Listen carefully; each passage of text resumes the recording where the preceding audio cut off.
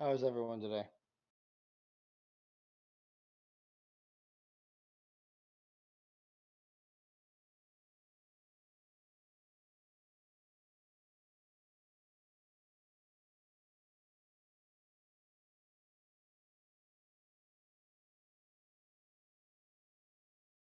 Hi, Margaret. Hi, Twisted. Hi, Iggy. Hi, Jedi. Hey, Chewy. Dabber Raccoon, Nomad, Kieran Echo, Nara Paints. Hi, Jay. I'm not gonna say hi to Painting Big because that's just Ant. That's fine.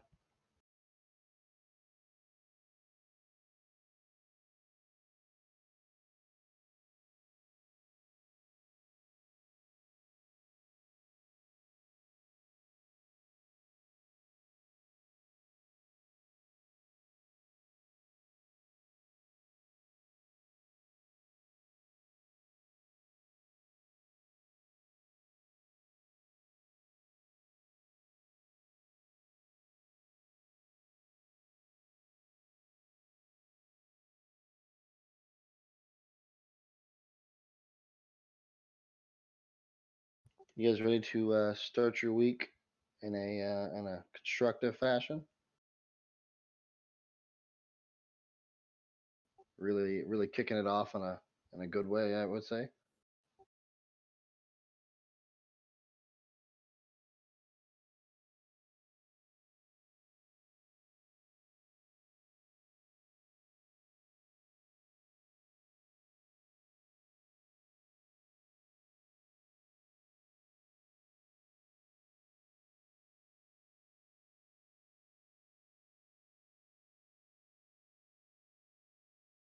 I agree. And is the best way to start the week.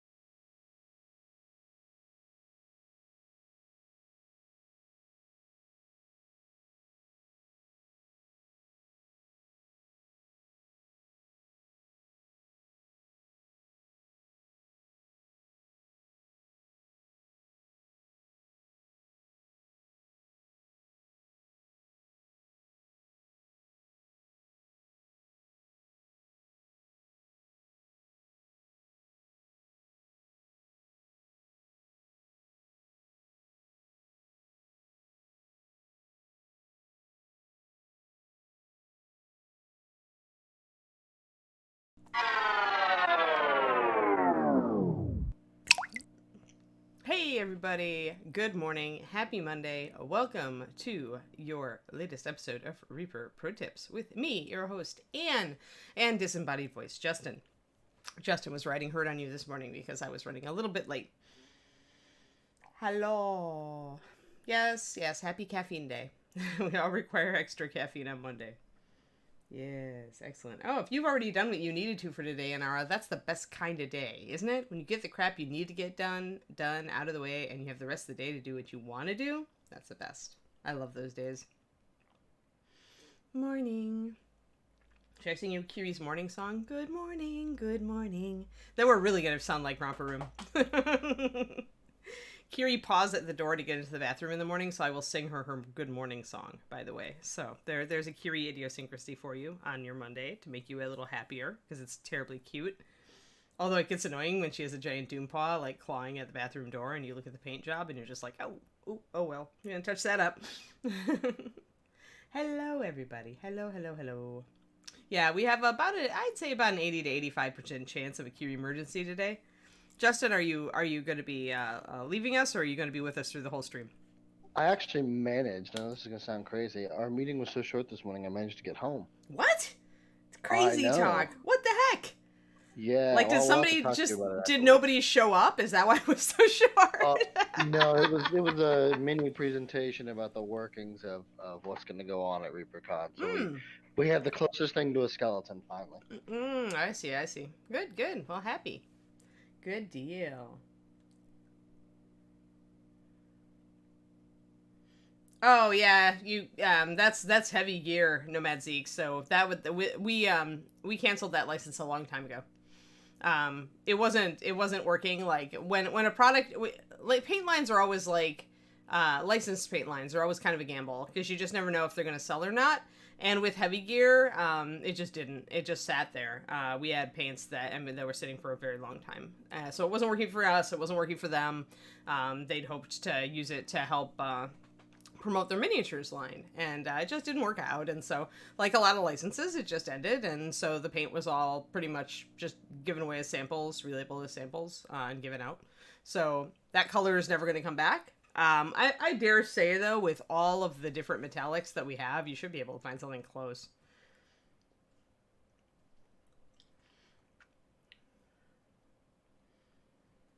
uh Who won the painting kit from Friday? Gergie. It was a random thing, Gergie. We actually drew a bunch of names, and then Cindy was going to be the one who chose out of those four names. Was going to be the one who chose who actually got the painting kit, and the others would get the gift certificate. Gift certificates, right, Justin? That was the other stuff. Correct. It was either going to be Courtney or Cindy. Someone in production was going to choose. Yeah, Um, we wanted and to randomize it. it's possible that Gergie was asking just chat in general to see if Oh, someone. But okay. I really don't. To be fair, though, I haven't processed all the stuff from last week since that's a process in and of itself where I have to upload all the videos, get the details updated, get the giveaways submitted, that kind of stuff. So Mm-hmm. it's possible those haven't even been shipped out yet. Yeah, Nomad Zeke, nothing I can do about it. I mean, if you like, as I recall, those were more of a brownish color, so you might just try the tarnished steel triad, the 2000 92050607. And if you want it darker, you could mix a little bit of adamantium in 9124. If you want it browner, you could look at aged pewter, which is a color that a lot of people just don't look at, and it's a bummer because it's a cool color if you want a more oily looking metal for your stuff. That's 9196. So I mean, the heavy gear colors weren't especially complicated. Most of the time they were just dealing with, like, they wanted me to make a mixture of two different colors that we already had. So I don't remember how to make it, but chances are you could get close if you just spent a little time with our existing metallics and colors, and you could recreate it. Do do do.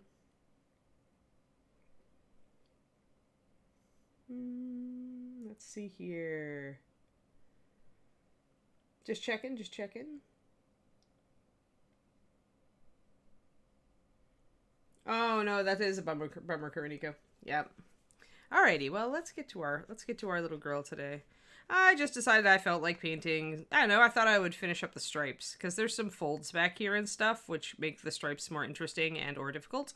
Um, I'm also looking at what I might have used for a shadow color here because I see I did. I think I just mixed a little bit of walnut into that, so we'll see.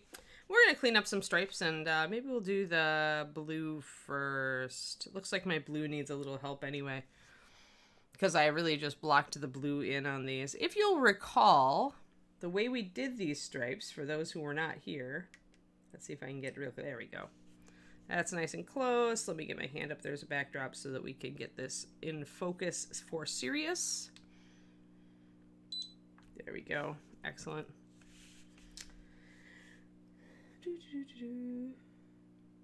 Justin, that's a question for you. Do you reply after they send the email for winning? I think Courtney was there for a while. I don't know if he still is. He Mm-hmm. may be busy, but typically when you get submissions, I've had him set up an autoresponder at the bare minimum because I know there for a while he was manually sending stuff out. Mm-hmm. Um, That takes a lot of time. correct. So if you haven't gotten anything, then that's because the giveaways haven't been processed yet. Yeah.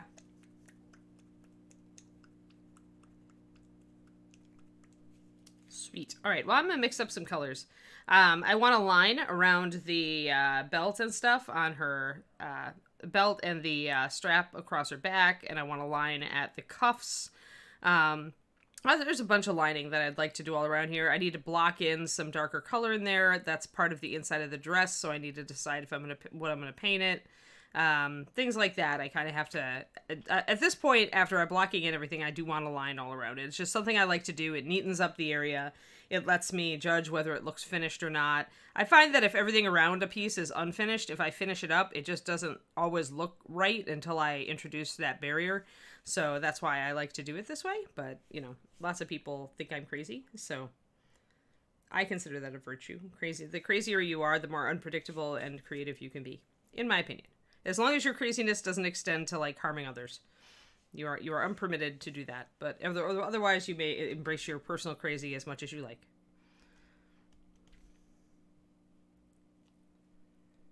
Hey, JT Kimmel, thank you with the Prime sub. I have not seen you ever talk in chat, I think, but hi. And I see you've subbed on us for a long time, so thank you. We're actually going to have, remember guys, this Friday is our giveaway in AMA. Justin, did you have a chance to check with Courtney on those models I asked you about? No, he has not responded. Oh, okay. Well, next time, when are you going to be at Reaper?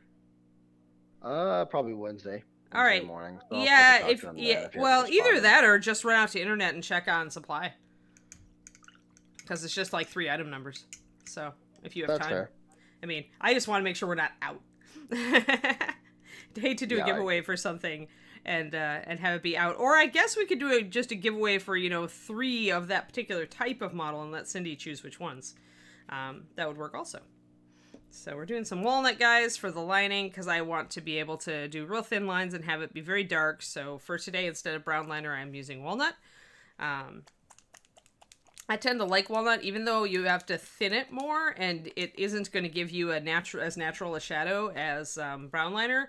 But for 28 millimeter, I tend to like it. I find a little bit better, and then I switch to brown liner for larger models when I need a little more subtlety. If I'm going from something that looks more natural, which on large models you typically are. If you overdo your lining on a large model, it's glaringly apparent. A reminder of which colors we were using here. The blue was 9419 Tropical. And the purple is my fave, 9424 Runic. One of my faves. I have many fave purples. Justin, do you play in the Reaper Errant game? Strange wants to know. I did up until a few weeks ago. Oh yeah. Then I let Jen have my spot. So cool. At this point, I didn't want to jump in because it's 7 people. I didn't want Frank to have to DM for 7 people. Oh yeah, that's a big game. That's a big game. I hate running for above 4 or 5. I find it gets very unwieldy very quickly. Of course, the more chaos, the better, really, if you're doing something like the Reaper D&D stream. But still, yes, it does put upon your GM and make him wonder why he agreed to do this. All right, so this Friday is when we're gonna have our AMA and giveaway. So if you have a painting question or a paint color question or anything really, because it is an AMA. Go over to the Reaper Discord and the AMA channel and pop questions in there. I need questions. I have several very good ones, but I don't have a lot of questions yet. So if you have a random question, then throw it in there. No matter any question, no matter how random, is acceptable. All right, so just to remind you guys of how we did some of this, and as I zoom in, you'll see that the way I did this is actually apparent. Let me just get some pure white. So we're using walnut brown for lining. We're using pure white, as I'll show you in a second, and we're using tropical blue and runic purple. So when we get zoomed in, the way we did these stripes originally was that we painted the entire dress purple. Hello, planer spoons. And then we used pure white to paint stripes onto it. And then we went over those stripes with blue. And the reason we did it that way is that tropical blue is a very pretty blue, but it also is not a huge high coverage blue. So I knew that if I tried to put it straight over the purple, it would take forever and I wouldn't get a very crisp look. And I wanted a very crisp look between the two colors. So by going over the purple with white first and making white stripes, I was able to paint over it with any transparent color I would have wanted, and get that nice solid bright color. So that's why we did it that way, because otherwise it gets very difficult very quickly to put some of these colors over the top of darker colors. Oh, Runic Purple is one of my favorite purples. I use it for almost everything strange. Like, a great many things. So what I'm seeing now is you can see some of the white here because I just blocked in the blue on the back here because we were working on the front, so I didn't want to spend a lot of time neatening up my backside, so to speak. So right now we're going to take our tropical blue, and everything is thinned at this point, I want to say, to about 2-to-1 paint to water. So it's about 4 drops of paint and about 2 drops of water. There may be an extra drop of paint in there somewhere, but it's between 3-to-1 and 2-to-1. I don't want to work with a lot of goopy paint because I know I'm going to be shading and highlighting this, so I do want to thin my paint. Also, since I'm doing fine details like this, the paint needs to come off the brush very smoothly in order to do these thin lines, and that means you need to do thinner paint. Also, you're off camera. Oh, yep. There we go. That's the problem with doing the extreme zoom where you guys can see everything, is it's very easy for me to get off camera. So, because the latest little twitch will put it there, so I really have to anchor myself. I have less leeway into how I can move. But right now I just want this blue to be a little more solid and closer to the color it actually is, because just one layer makes it look very light, as you can see, and then up here see how it's much more solid and darker color. I need it to be a little darker so that when I highlight it, the highlights show up adequately. So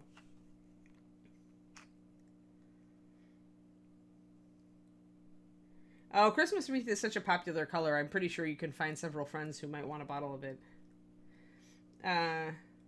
Yeah, I only did the white stripes where I was going to paint the blue strange. It's called underpainting, where essentially you want, you're going to put a color over the top of another color and you want your second color to stand out very well. So usually you're putting it over the top of a darker color and you do it in pure white first. And you only put the white where you're going to put the blue, correct? Although then if you look on the front, when I got around to highlighting, obviously I was bringing white highlights up into here to give this dress more of a silk feel. And we'll do that on the back as well. But first I need a more solid blue. And you can see that my brush is holding a tip really nicely. It's a very fine tip, so I can paint these stripes pretty much effortlessly. Just got to keep my paint stroke consistent.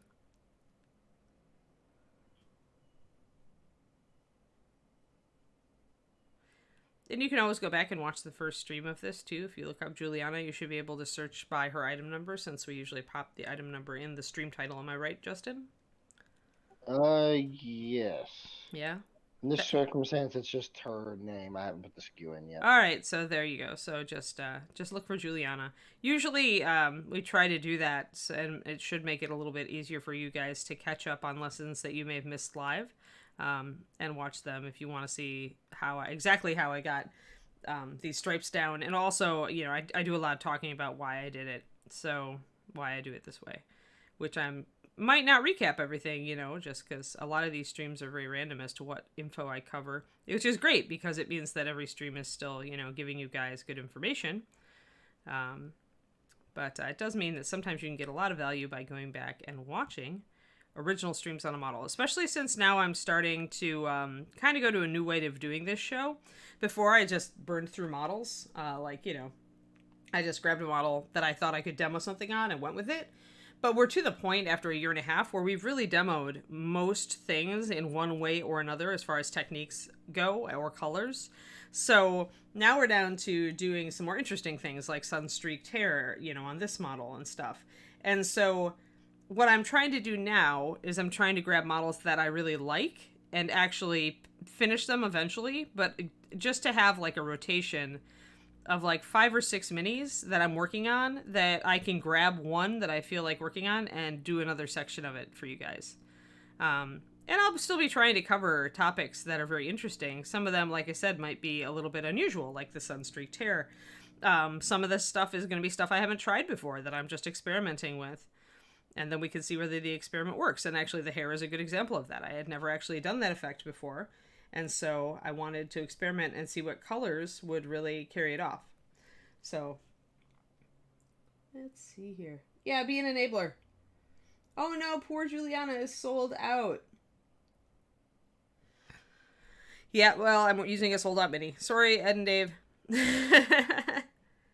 It figures, right? It just figures. We'll get more. Is she sold out in bones only, or is she in metal too, though? Because she's the kind of model that I would hope we also produced in metal. Because I think she's got some nice details on her.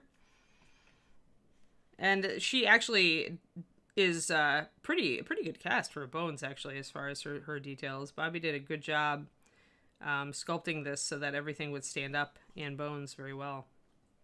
But if you can't get a bones copy, you might be able to get... No metal of her? Bummer. Well, then I've created the faux pas.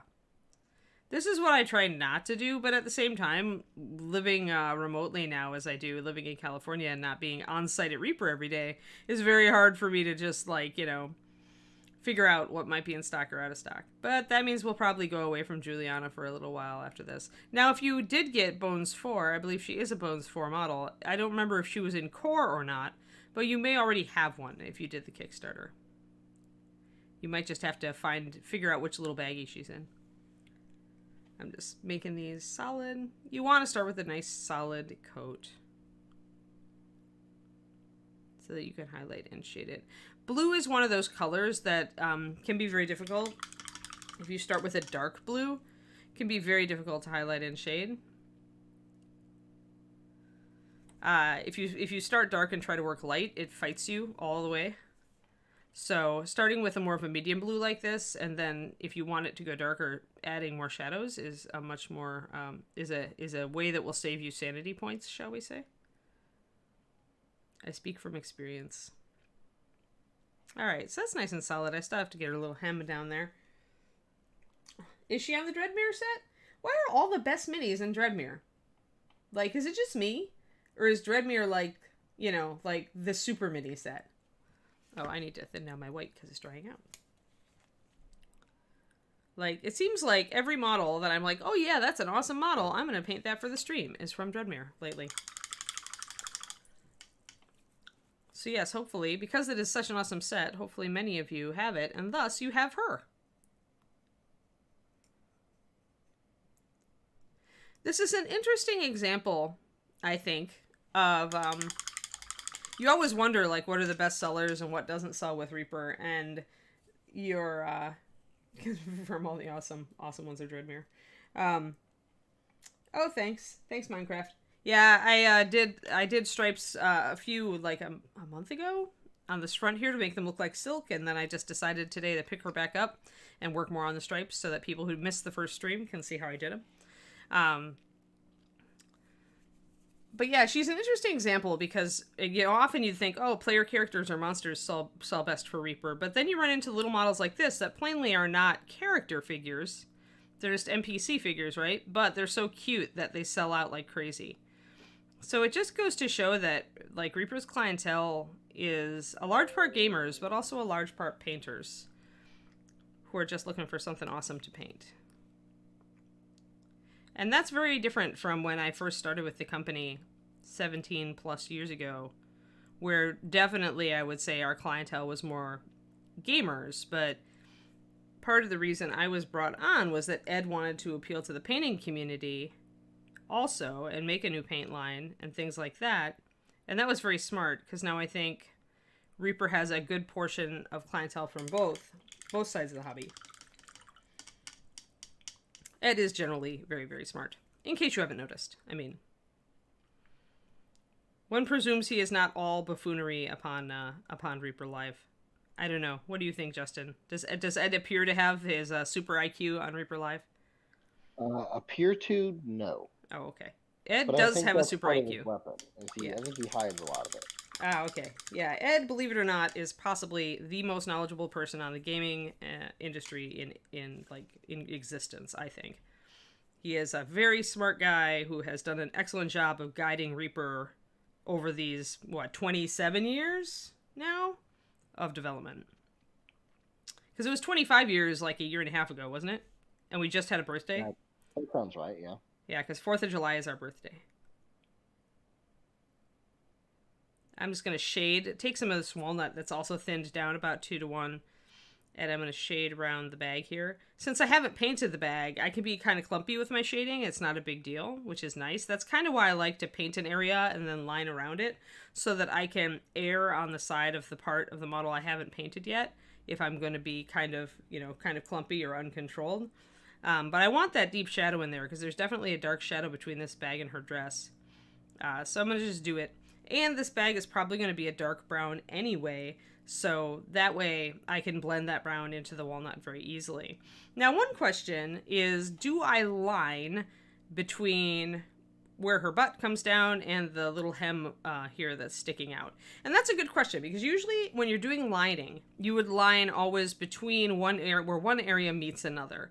So you would definitely line here between the boots and the skirt, for example, and you would line between the ground and the skirt and the boots and the ground. Wherever one surface meets another, you would put a dark line. And the reason you do this is on a very small model, like a 28mm, you want all these details to stand out. So when you add that dark line, or in my case, I'm blocking in a deep shadow here, then all those details start to stand out more. So that's always a good thing to do. But do you line there? And because it's the same surface, right? It's the same dress. There's just a crease there. I would say my answer is that you could, and it would be perfectly valid if you did. I may actually thin down my walnut and grab a little bit of purple into it and do just a dark shadow line instead of a pure walnut line there. Because it is the same surface, I might not want as jarring of a demarcation. Hey, Mevlin, thank you for that sub. Awesome. We are happy because I was thinking we were going to go for a big sub goal for our next goal. Because we did 60 when we needed our AMA for this Friday. I was thinking if we up it to 100, I can give away bigger things. And that makes me happy because then I can give away something really cool. And so, yeah, that's what I'm kind of thinking for the next one. So the more subs we get, awesome, the better stuff we can give away. But yes, this Friday, remember, giveaway and AMA. So let's finish blocking in some of this, and I'm going to mix that purple and walnut color to do that shadow between the two parts of the dress there. And I'm not paying attention to what color the inside of the dress might be on the top part here. I'm just blocking in a shadow, see it? And way back there, I'm going to try to block in that shadow, just make it very dark, because way up under there, it's going to be dark. Not going to worry about color. But when I get down, see, just dark. Just so it disappears. But this little part sticking out down here, you see it? That flat part? That's the inside of the dress. And since I started the dress in purple, remember, and the blue is just ribbons or stripes on top of the purple, I'm thinking the inside of the dress should be purple. So in that case, I'm going to block that in as purple so that I can line around it. And this is 9424 Runic Purple. It's a very reddish purple. It's on the medium light side, I would say.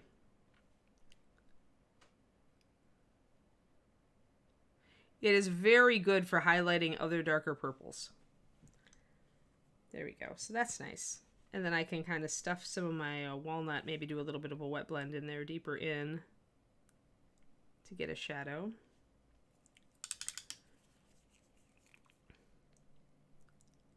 Wet blending is a nice solution for something like that, where you're just like, I need to just get a kind of blended shadow in there quickly, and I don't want to spend a lot of effort on it, because it's just a little part of the dress that not a lot of people are going to look at.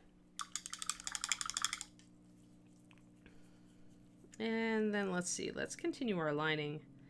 I may just block in, there's a little triangle here where her toes come together, where it's the broccoli base here, the grassy part, turfy part. I think I'm just going to block that in with walnut right now. I don't want to...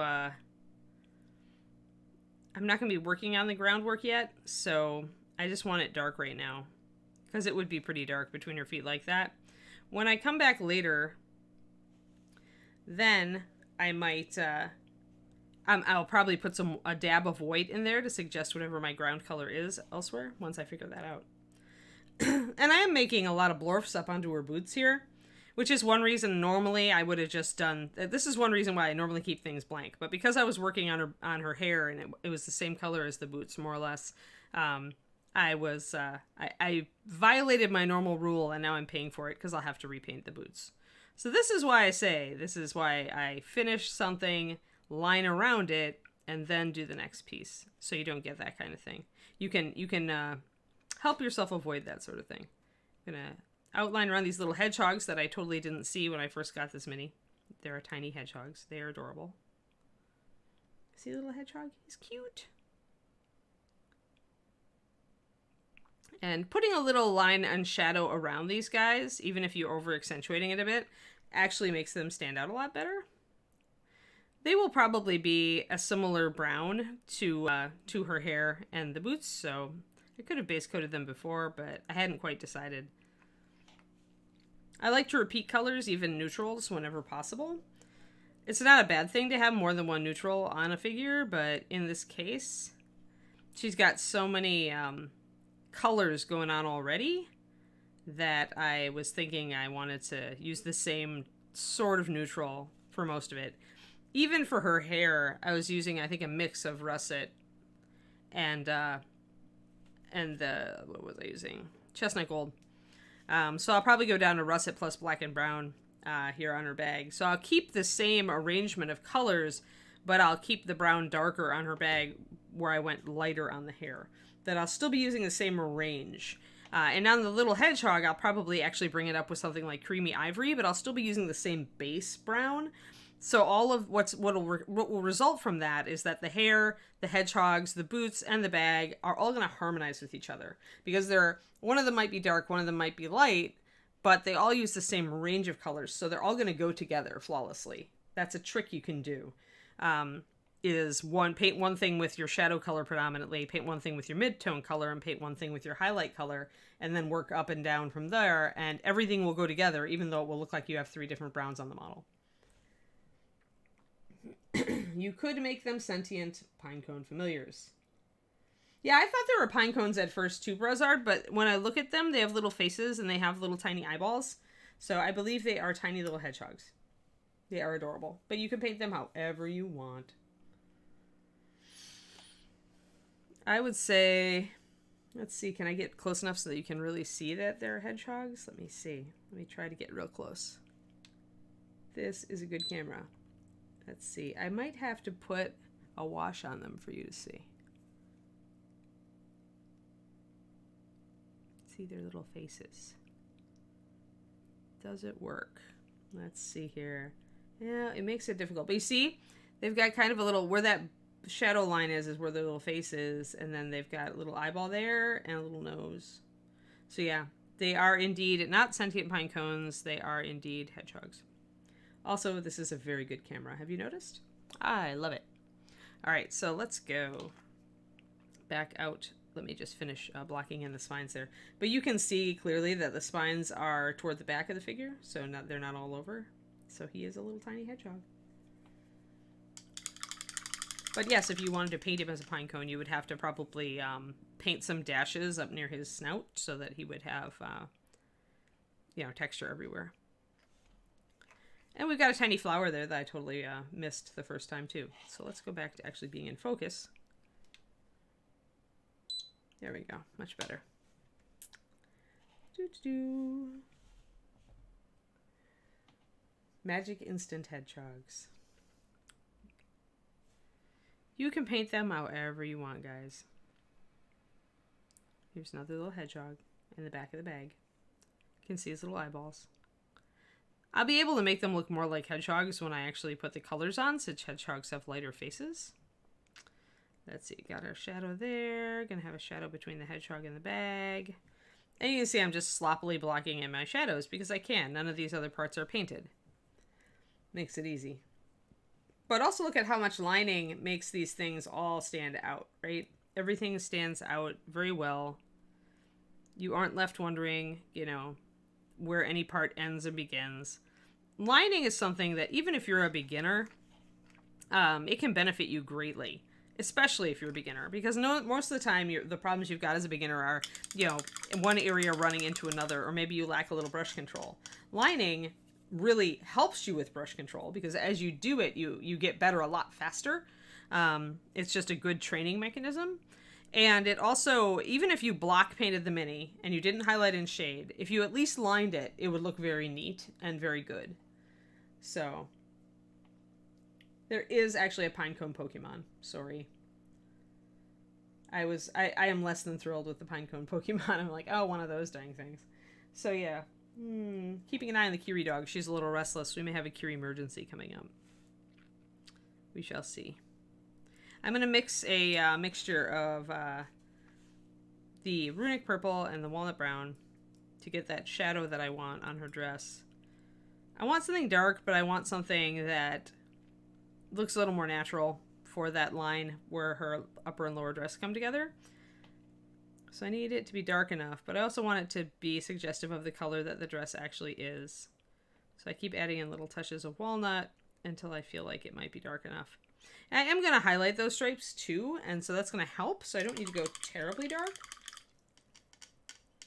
Angry at lining. Why is the question, Mathophile. I can't troubleshoot unless I know why, like what the malfunction was. Can be that the brush isn't good enough, because you do want a nice thin brush. You have to thin your paint, and you have to put very little paint on the brush. That's it. Those are the three things they could possibly... If her paint was going all over the place, then she had too much paint on her brush. If she wasn't able to draw a thin line, it was either too much paint on your brush, too thick, or not a good enough brush. So it depends exactly why. Which fire giant, Gaston? I've been working on two. One a long time ago and one very recently.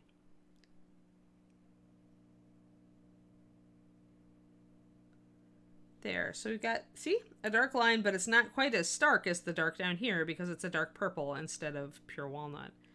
So I'm going to bring that over here. I'm pretty much just going to bring that in there. If I want to, I can grab some water and kind of try to make it a softer line, or I can just let it go. Just before 4th of July. Oh, the big guy, Giant King. Yeah, he's going to come back. I just have to feel like painting him. I'm going to have, Rock Troll will be back at some point, too. I'm going to have just a general large rotation of models that I work on. I think is the way I'm going to... I'm kind of retooling the show that way. Since, it doesn't make sense after a year and a half to just continually try to be doing new techniques, because it's all the same techniques. It's just different on every model as to how you apply them. So now I'm blocking in, painting in a little bit of that shadow just to make it a little bit darker, like so. And now everything is demarcated. Oh, she couldn't get it thin? Yeah, if it's her first mini, then she should step back and tell her firmly, do not be a perfectionist. You can aspire to improve, but don't expect to be perfect out of the gate. Nothing in life works that way. Lining is a good practice because it is just that. It is a practice. So like meditation, you don't go into meditation expecting to be brilliant or, to have like awesome, epiphanies when you first start meditating. You practice it. So that's why it's called a practice. So lining is the same. And lining is valuable because it's a practice. Because although it may suck when you start, it helps you build brush control really quickly. Because you're doing generally the same brush stroke over and over and over, which is what builds muscle memory. So do not expect to be awesome at it out the gate. Give it time. Make sure that you have a very good brush with a very fine tip, very little paint on your brush, and that you are thinning your brush at least 3 to 1. You can go less if it's a liner. If you're using like brown liner or blue liner, then you can go like 6 to 1 or 5 to 1 paint to water. But for anything like walnut or a normal bodied paint, you're going to want to go thinner.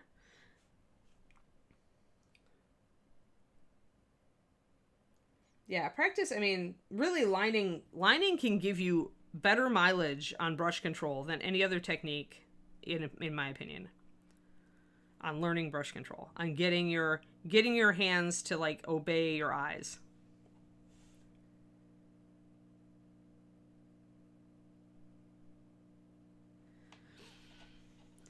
And if you guys are on my Patreon and you haven't gone and watched my build brush control faster video, it was from earlier last year, so it's 2019. I want to say it was around February or March, maybe April.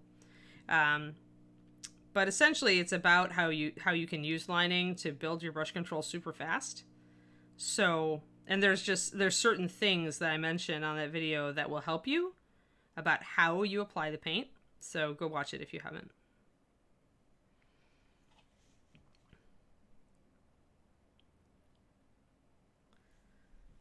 So I'm lining around the belt.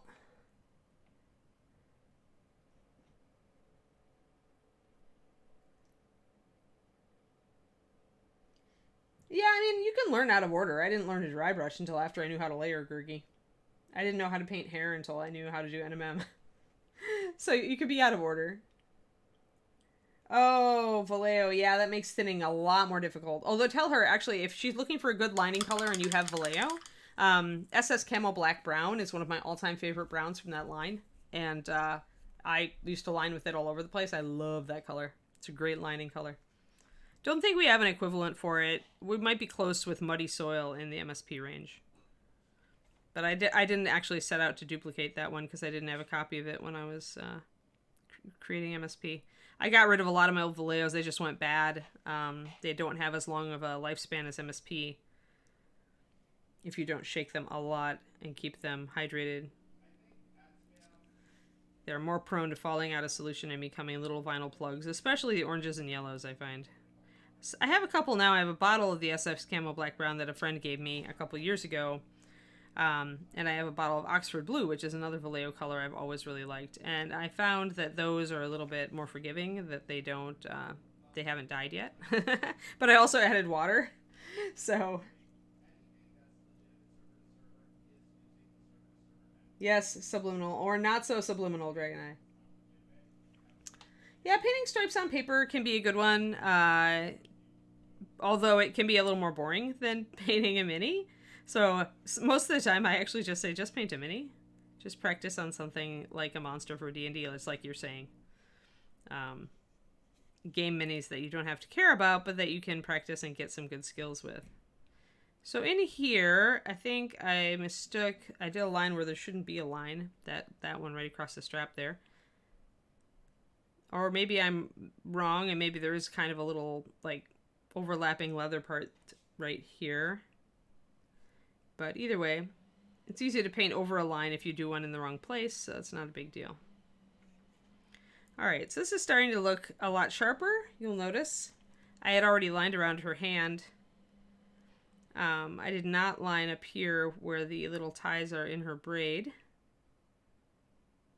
But everywhere you put a dark line, everything stands out that much better. It's how you get that really crisp, clean look when you're painting miniatures. You can also, if you don't like lining, experiment with more extreme dramatic shading instead. Because there are people who paint 28s who do not like lining, and so don't use it.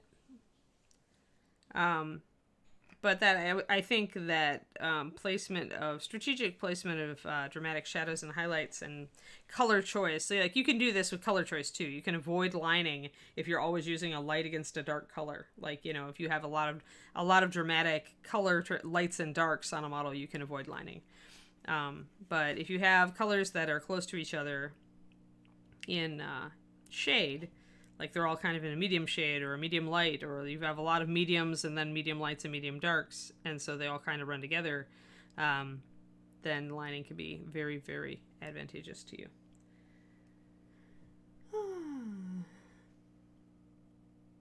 Yeah, in our for sure. I mean, I much more enjoy painting big stuff these days because I can do so much more with it. And because with my reading glasses, yes, I definitely have trouble seeing really fine details on the tiny minis.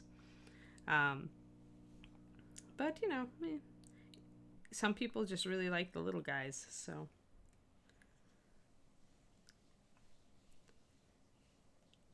I've been attracted to bigger figures for a while, though. I just like having all that room to work, to do like really awesome blends or to do texture work.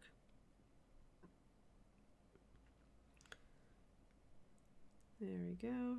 Now, since I haven't painted the apron or the strap, I do run a risk here of just losing my lining. And this is, some people will do this. Some people pre-line the model and then paint. But that's the risk if you do that, is that since you haven't painted one side or the other, when you try to paint over both with a base coat, you may lose your lining and have to reapply it. It may cost you more work in that way. So I think it's not terribly efficient to line before you paint at least one part. But, I mean, if you're very good at brush control, then maybe it'll be fine.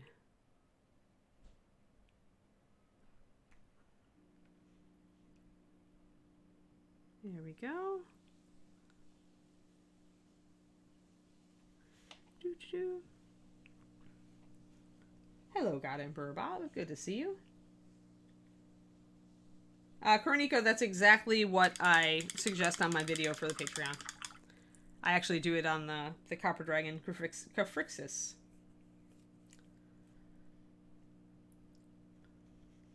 And for those who do not know, my Patreon is patreon.com/paintingbig, and I put up a video for my $2 tier this month already. That is a great bargain on painting smooth skin tones on 28mm models.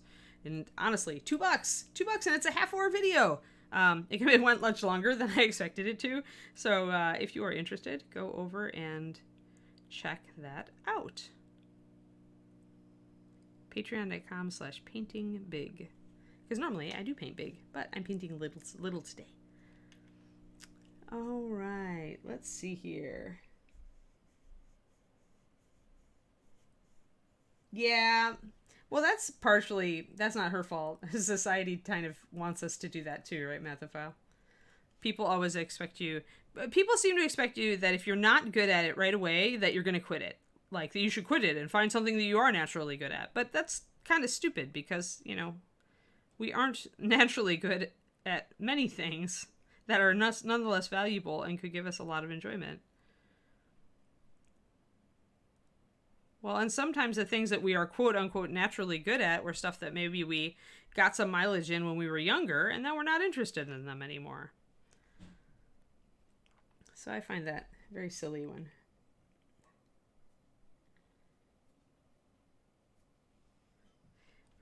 when people around us like reinforce that idea that you should always, only do things that you are quote-unquote naturally talented at, when usually nobody's naturally talented at anything. We may have a small edge because of one thing or another, but I mean, I didn't know how to make paint lines and I still made an awesome paint line. I had to work at it. Oh, God forbid we should have to work at something.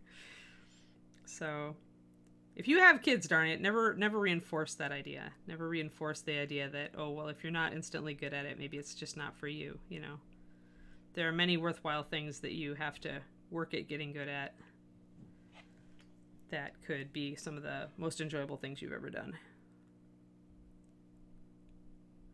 I like to think that it's not if you're naturally good at it, but if you are naturally excited about it, interested in it.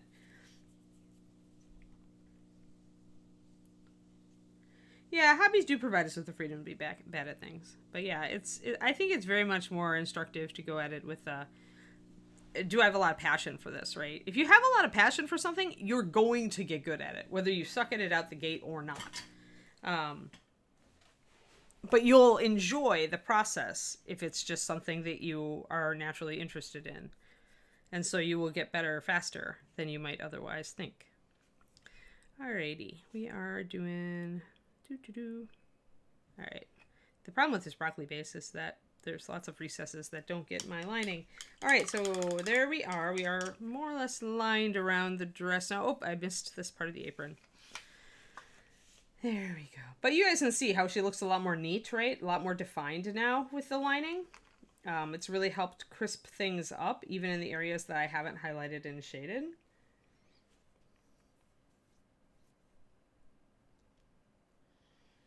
Yeah, I have way too many hobbies also, Methophile. Right, it's something hard, something, yeah. Thanks, Homer Simpson. That's why I'm not, I mean, I like The Simpsons, but I was never, like, a huge, humongous fan.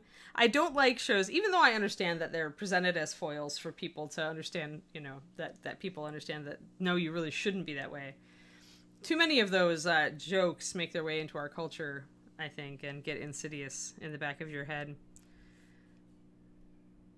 I don't like TV shows with very stupid characters on them, even though the stupid characters are meant to be made fun of.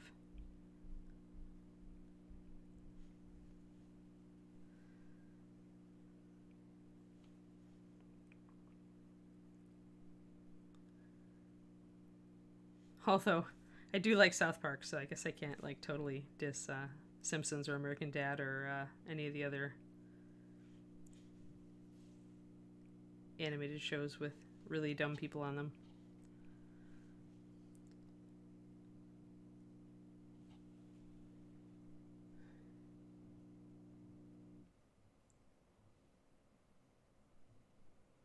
Yeah, sadly, we don't yet have teleportation for food samples. And if we did, Gurgi, the entire internet would instantly be overrun. Like, people would be doing nothing but sending their friends awesome food.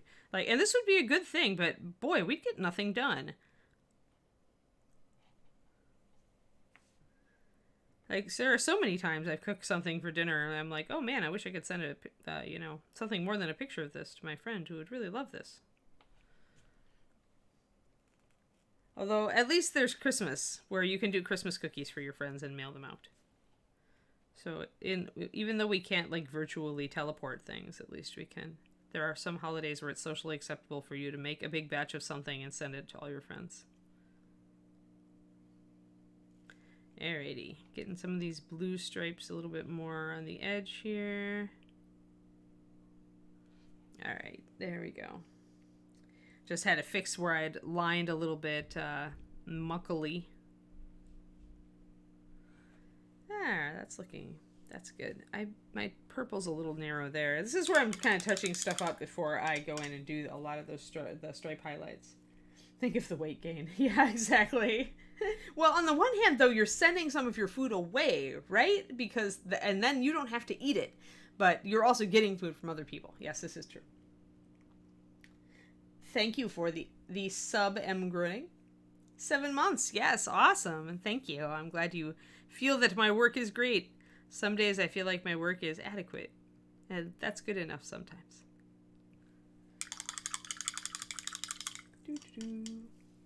And net gain overall. As people foist off their leftovers on everybody.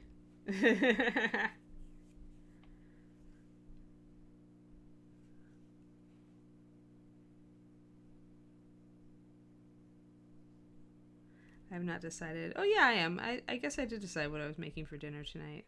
Last night we were lazy and had breakfast for dinner. Do you guys do breakfast for dinner a lot?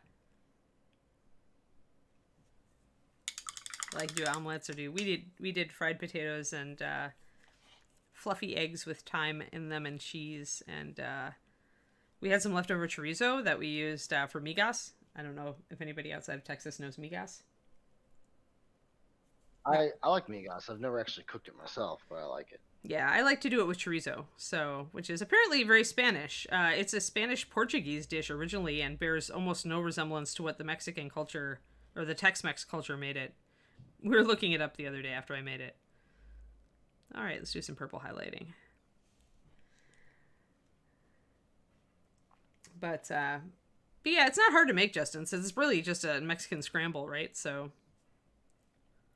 or a Tex-Mex scramble. That's fair. We typically when we make we're very vanilla when it comes to breakfast for dinner. We'll just do standard pancakes. I mean, Yeah. I'd like to make it fancy, but oftentimes Michaela likes her basic stuff. She doesn't like she doesn't like for me to get creative. She likes stuff the way she likes stuff. Correct. Yeah. Yep. Yeah, we like to get creative. It's one of the things I really appreciate about David. So, although we weren't too creative at this time, but yeah, the Migas was he had never encountered Migas before, so I got to make him his first Migas because it's not a California or Pacific Northwest thing, nor was it in any of the areas that he had spent time. So yeah, we got to Migas. For those who don't know, is like a Tex-Mex egg scramble. It's really meant to use up leftover corn tortillas and stuff because you're supposed to fry them and then crumble them into it. But Right. you can also just do the scramble and put them on tacos, put them on tortillas for tacos, and that's what we did. Although we did have some tortilla chips that we crumbled up. Salmon. I like doing teriyaki salmon. I actually, it wasn't something I did a lot. I used to like just doing lemon pepper on my salmon, but David loves my teriyaki sauce, so I do teriyaki salmon now usually when I do salmon. Homemade teriyaki sauce. 'Cause I can.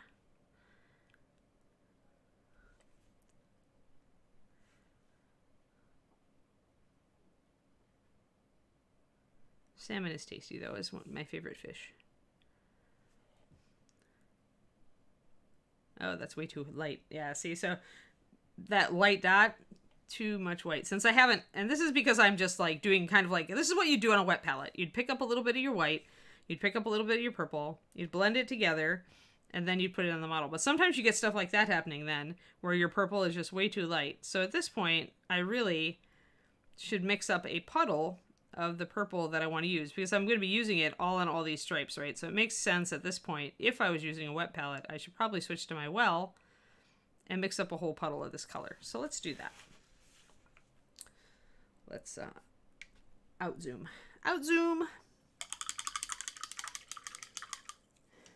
Baked salmon with oyster sauce.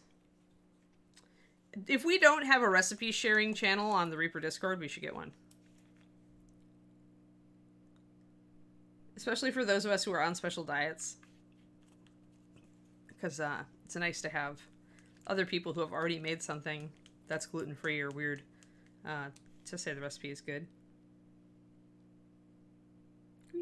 So we'll try to add just 1 drop of white, and we'll see how much lighter this makes it. Remember that when you are adding white to a color to build a highlight, the closer it is to your original color, the less you have to thin it to make it blend well. Let me stir this up. And the farther apart the two colors are, the more you will need to thin the highlight color to make it blend appropriately. This is probably a pretty good highlighting color. I'll want to go up one more step, I think. So let's do, this was a 3-to-1 or 4-to-1. So let's do a 50-50. Do 3-to-3. There's a recipe thread in the forum? Good. But there's not one in the Discord. I see what you're saying. Or was that what you meant?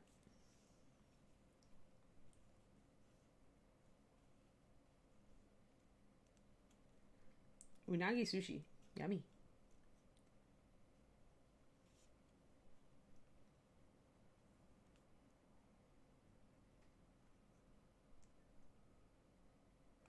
Oh, salmon? I just do the easy bake. I mean, it's really depending on the thickness of the salmon and whether it's wild caught or farmed. 400 degrees between 12 and 20 minutes is, in my experience, the perfect recipe for salmon. So I've got, and I probably should have done 3-3-3 because then I would remember it. But I've got 3 drops of the purple, 3 drops of white, and I put in 4 drops of water. We're going to see, we want that to be significantly lighter. So this isn't bad. And it really isn't bad because I know that I'm going to take pure white and come back in with a thin highlight over everything. So my initial purple highlight set doesn't need to be too bad. Yeah, smoking is cool.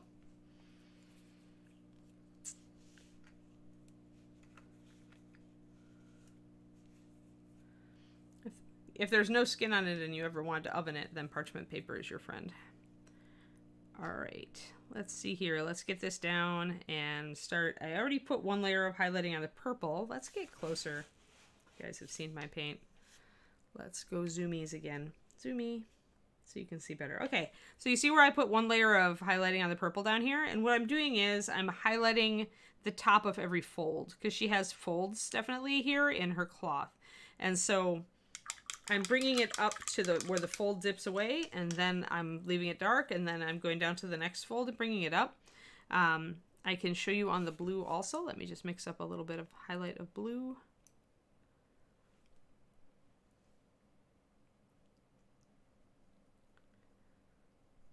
My blue highlights are mixed up much the same way I did my purple, except I'm doing just a quick one here, so we can keep this moving, but they're about the same steps.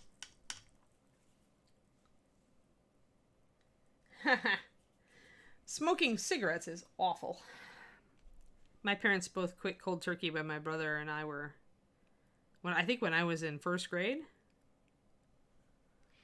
Maybe a little bit older, because I think we both were in school, and that was the time in the 80s when they were really, really trying to teach kids that smoking was bad, so they'd show you all sorts of terrifying thingies about smoking and how it would rot your face and lungs.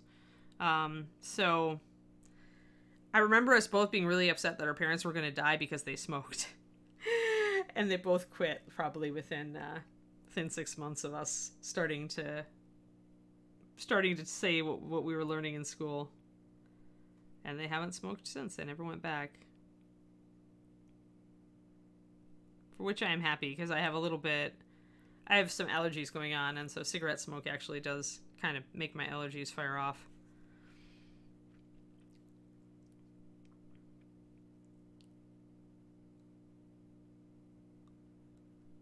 There we go. So we're just highlighting the top of every fold. It's a little bit harder to see on the blue. Probably a little easier to see on the blue if we have a white backdrop. Yeah, you can see the highlights there then. So that's pretty much, I'm just going and hitting. Yeah, I'm not sure, Methophile. Yeah, it does take a lot of will to succeed on cold turkey. But, I mean, when you've got two little kids who are really upset about, like, cigarettes being bad for you, it probably helps, right? It gives you an extra incentive when your kids are worried about you. And, you know, it's not like they didn't know that smoking was bad for them. It was just like a habit. And in their generation, everybody did it. It was fashionable when they were younger, right? So they didn't know all the bad stuff about it yet.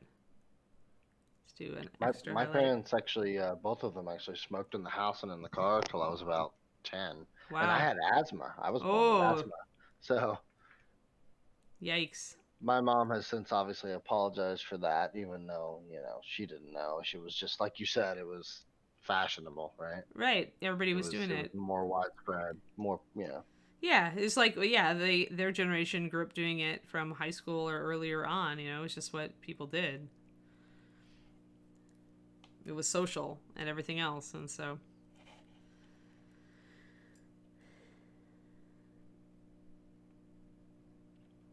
Yeah, but it made me very happy when they quit, so. It makes me even happier now because they're both getting older, and now I don't have to worry about, like, you know, lung disease and stuff with them. They're both pretty healthy, fit people. They set a good example.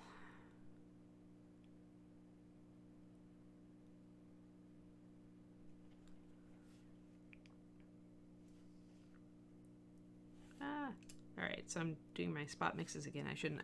So when you see that you're getting like big blobs when you're trying to highlight, and the color is very evident and you want it to be blended in, you need to add more water. When you're adding white to create highlights, white is so opaque that it will instantly create brush strokes unless you add more water. Then load up only a little bit of paint on your brush. See how little bit of paint I have in my brush? Tiny bit of paint. And it's thinner, remember. So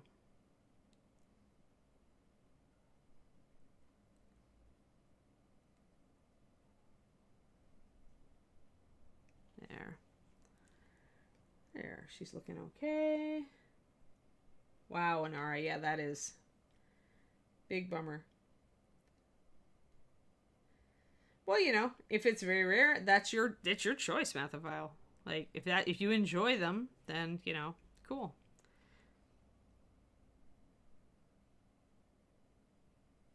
Just be careful. I mean, I agree. I would say the same thing about smoking. Even if it's something you really enjoy and that's what you want to do, you have the prerogative to do it, right? It's Yeah, just yeah. a It's matter just of understanding the risks as well as the potential effect of the people around you from right. secondhand smoke. Yeah, that's what I was about to say. Is that the secondhand smoke thing? Always, you know, be conscious of But yeah, if you're conscious of people. both those things, I mean, it's your 100% your freedom to do so. Yep.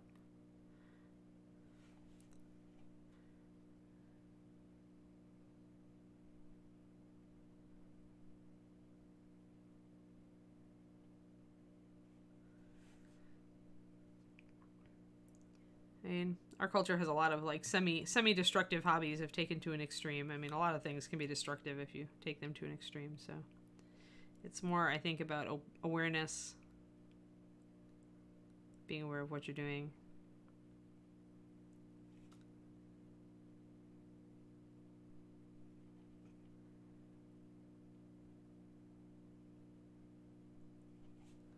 All right, so a little bit of highlight out toward the edge here on the blue. It's a little hard to see on the camera because it's I don't have the white behind me.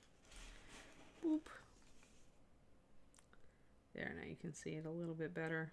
So pretty much the light would catch, especially, you know, there's nothing blocking the light here. So this part of the dress that's horizontal to the sky would get a lot more highlight until it starts getting close to her leg where it would overshadow. And even then I'll add a little bit of highlight there.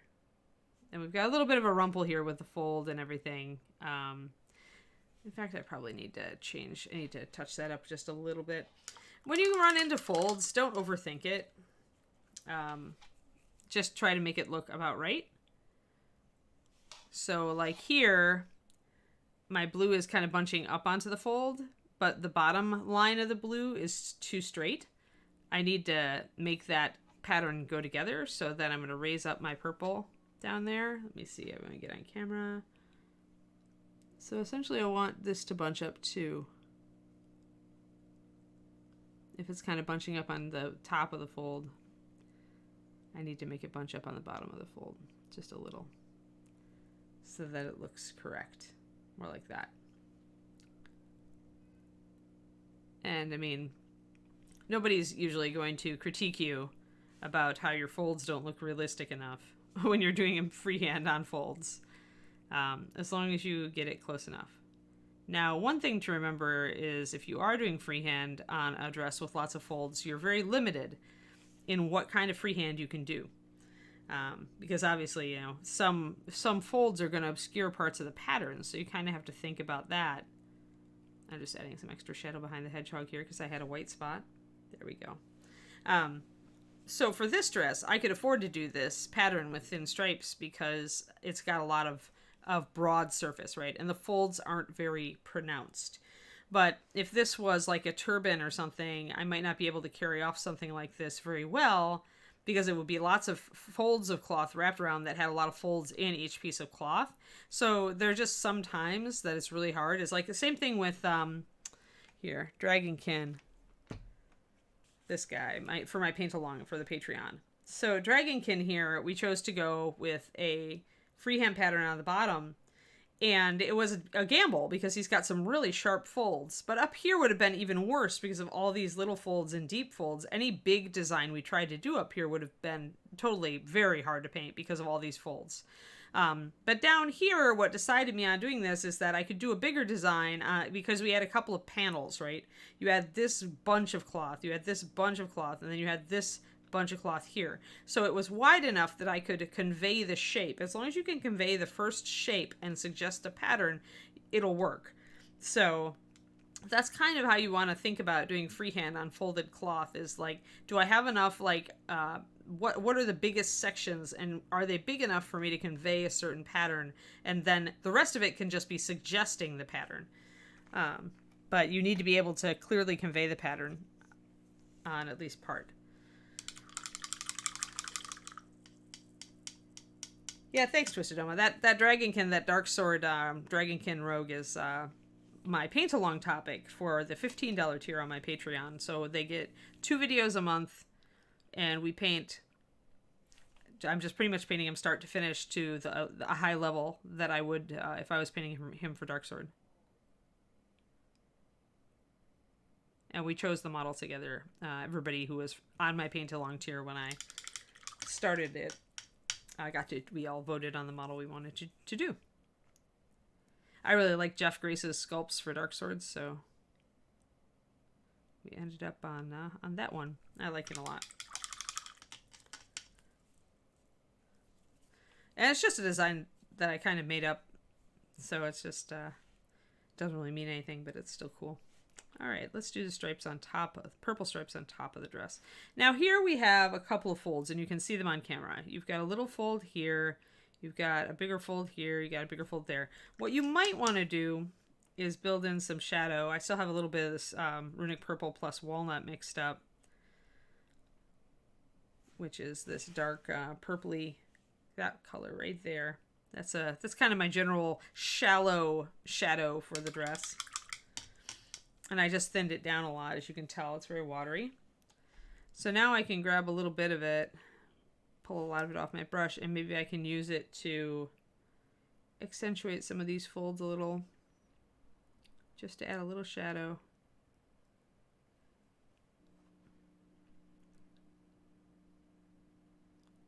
Don't need much, but it'll help me remember where they are. And over here we've got a little bit of shadow as well. So that added in, as you can see, just a tiny bit of shadow, but it makes it more evident where those folds are. It brings them out a little bit. Could also do it here up on the seam. Down here. Got a little bit thin with my purple on that part of the dress. This is why I kind of like to keep open all my colors that I'm working with, so that when I see an area like this where I need to kind of touch it up, I can do that.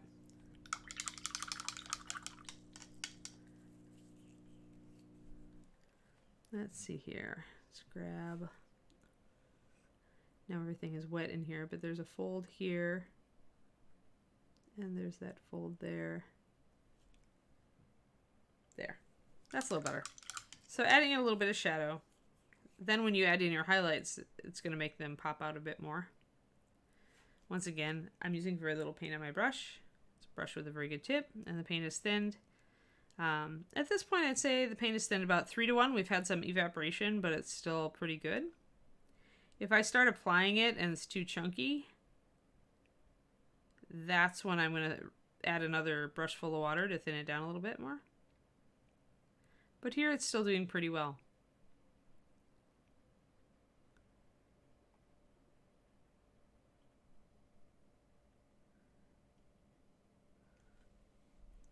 And I'm leaving those shadows in. I'm highlighting at the top of those folds.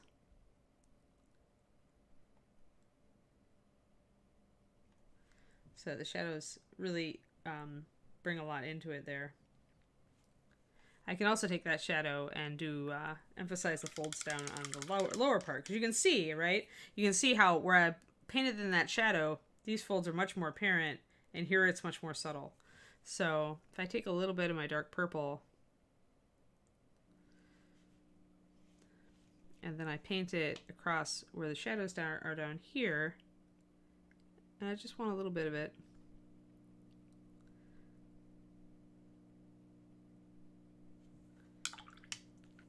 Just like that. You can bring in a damp brush to kind of make it a little more subtle if you need to. But there, now see how much that even that little bit of shading helps. And it's nice that I was able to paint the shadow across both colors, right? This is a good shadow color for both blue and purple. Purples in general are good shadows for blues. And then, of course, purple can shadow purple's just fine. So that brings out our details a lot better on the cloth, right? So you get just a little bit more. I just saw a couple folds over here. And you probably want to add a shadow underneath the arm too.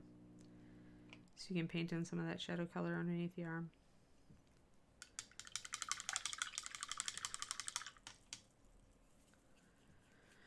get our blue highlight in. Let's see if it's strong enough. My blue highlight is thin enough now and close enough to the original color that my brush strokes really aren't bringing much contrast up. So I'll have to see if I want to take that a little bit higher. Probably. And another part where my purple got really narrow there. Let's fix that.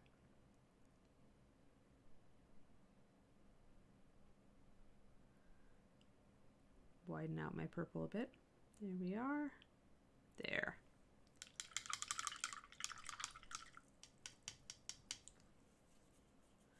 Sweet. All right, let's mix up some blue with a lot of white in it to get a really pale blue. You could also just use the Bones blues are made to be, you can use them as a triad. From oceanic to tropical up to whatever the next couple are. You can use them actually as a series of highlighting to highlight each other. Just like MSP Core. Not really a triad, I think they're a quadrad. I think there's 4 blues in there. But it's also fast for me just to mix white in to create a different kind of highlight. Now that is very light. It's very, very light. So I need to thin it if I'm going to be using it. Yeah, I probably need to thin it just a little bit more. So it's quite thin already. Take a look. Really colored water. But it still has enough body that it's giving me brush marks when I try to paint it over the top. So I want to add another brush full of water. Just a bit.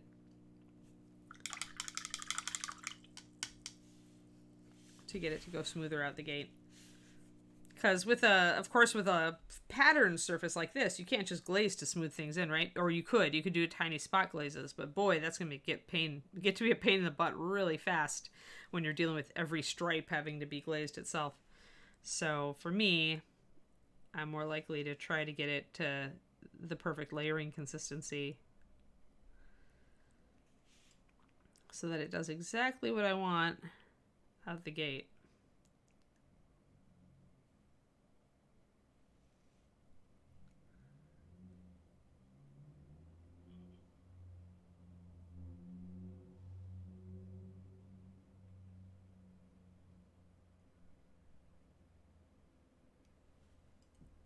There we go, lots of rumples and folds. Huzzah! And now I can bring that bright white, really light blue up down here too.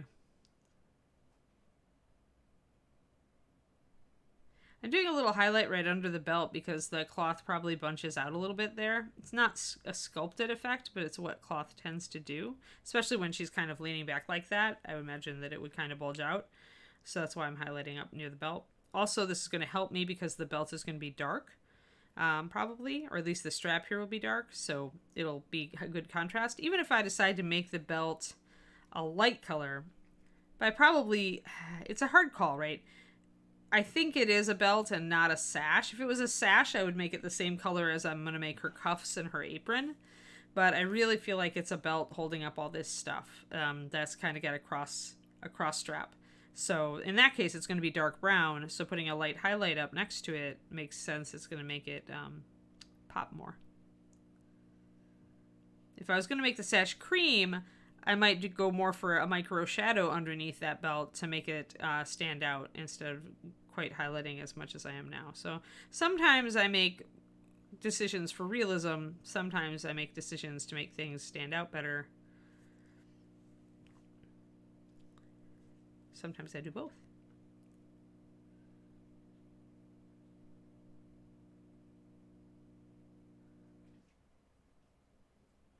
Alrighty. So down here, you don't want to highlight it quite as much because here her derriere, so to speak, is starting to kind of go, it's kind of curling under. So the light isn't going to fall as strongly on this tiny little fold right here as it is on these big folds that are more facing the light.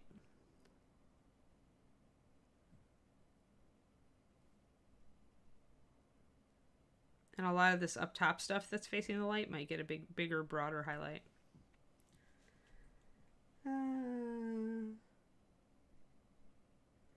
Oh, I'm going greens, and I'm probably going soft greens. This will be a very cool figure. Weirdly, it's a warm, cool figure, right? Because you at first might think it's going to be all cool colors, but my purple is warm. My blue is warm because it has a bit of green in it. This is warm because it has red. This one has green. The green's going to be yellowy, so it's going to go warm.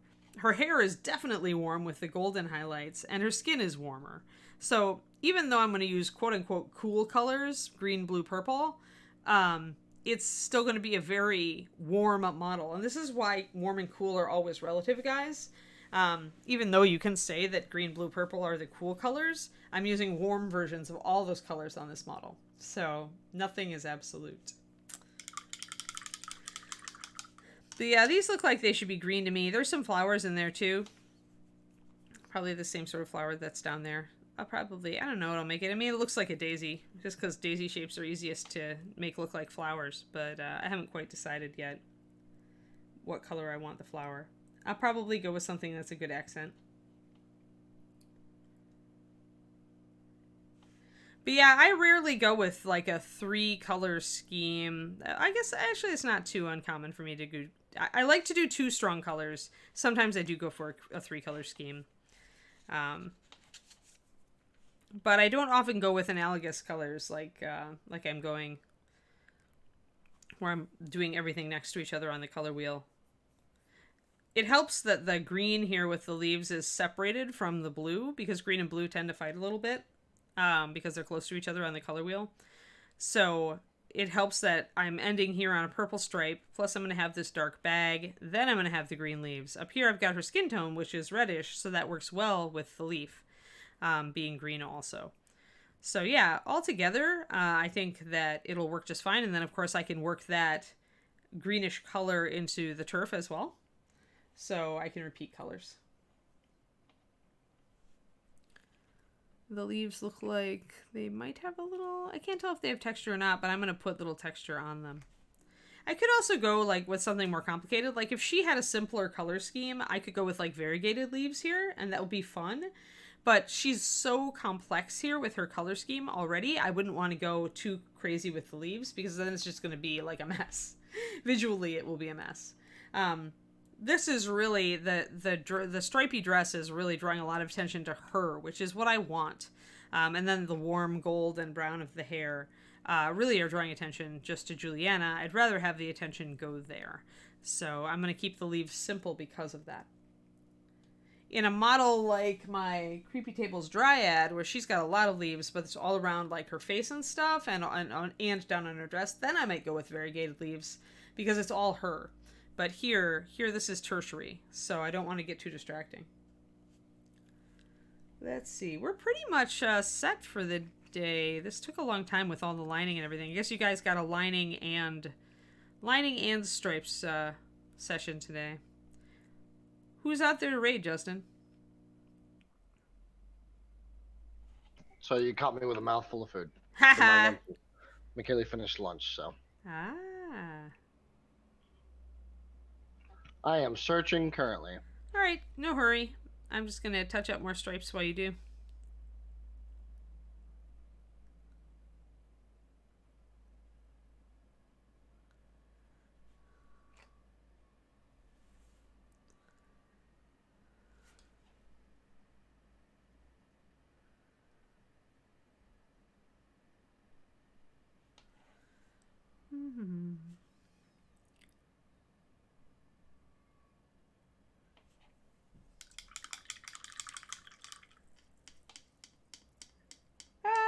Usually I've been picking kind of picking what I feel like in our I don't really have a plan for tomorrow yet.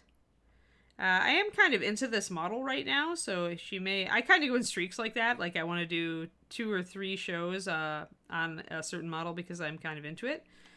So I may come in and do all the neutrals on her tomorrow, or do some texture on the leather bag.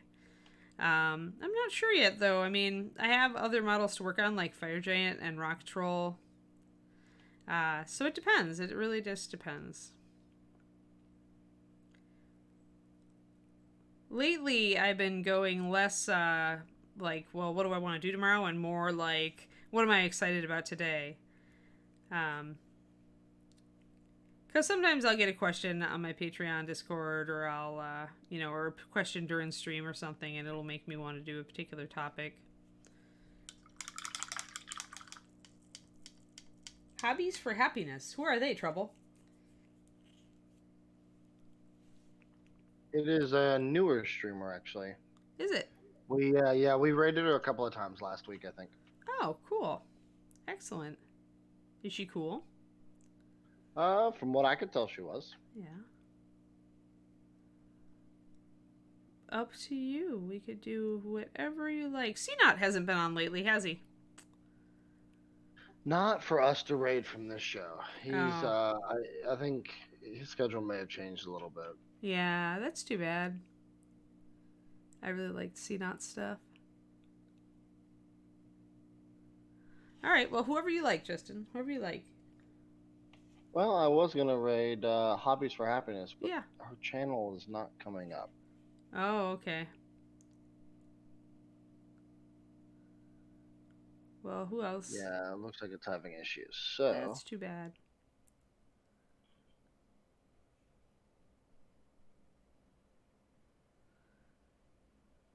you thinking maybe a 2D artist?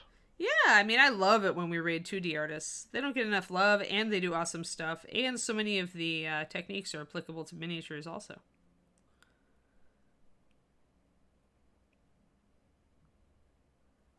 This lady looks like she's doing a beautiful landscape piece. Let's see.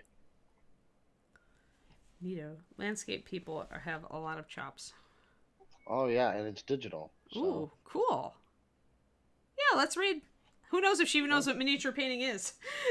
That's the fun, right? That's the fun, guys. When we raid somebody who is like, miniatures. What are these?